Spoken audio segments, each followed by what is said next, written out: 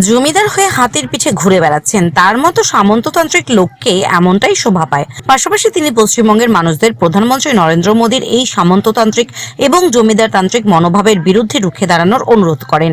একই সাথে 100 দিনের বকেয়া টাকা সহ অন্যান্য ইস্যুকে পশ্চিমবঙ্গের ওপর প্রধানমন্ত্রীর হাতির বোঝা চাপিয়ে দেওয়ার সঙ্গে উল্লেখ করেন মন্ত্রী উদয়ন গুহ।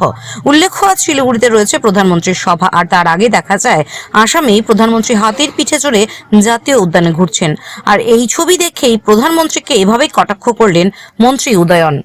প্রধানমন্ত্রী তিনি আজকে শিলিগুড়িতে আসছেন উত্তরবঙ্গের মানুষের কাছে তার অমৃত বাণী প্রচার করবার জন্য। এখানে আসবার আগে তিনি অসমে হাতির পিঠে চড়ে ঘুরলেন। আগেকার দিনের জমিদাররা এইভাবে হাতির পিঠে চড়ে ঘুরে বেড়াতেন। আমাদের প্রধানমন্ত্রীও হাতির পিঠে চড়ছেন, এটাই তার পক্ষে স্বাভাবিক। কারণ তিনি যেভাবে পশ্চিমবাংলার মানুষের 100 দিনের কাজ বন্ধ করে দিয়েছেন, যেভাবে দ্রব্যমূল্য বৃদ্ধি করেছেন, হাতির বোঝা তিনি বাংলার মানুষের উপর চাপিয়ে দিচ্ছেন।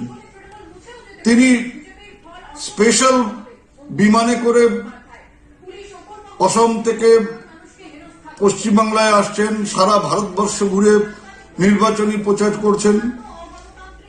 অথচ আমাদের উত্তরবঙ্গের ভাইয়েরা বোনেরা তারা ব্রিগেডে যাবেন বলে ট্রেন টাকা দিয়ে ভাড়া করেছেন, ট্রেন অ্যাডভান্স দিয়ে দিয়েছেন, তারপরেও অজ্ঞাত কারণে সেই ট্রেন বাতিল করে দেওয়া হয়েছে। এই যে সামন্ততান্ত্রিক মনোভাব, এই যে জমিদার মানসিকতা, এর বিরুদ্ধে আমাদের রুখে দাঁড়াতে হবে।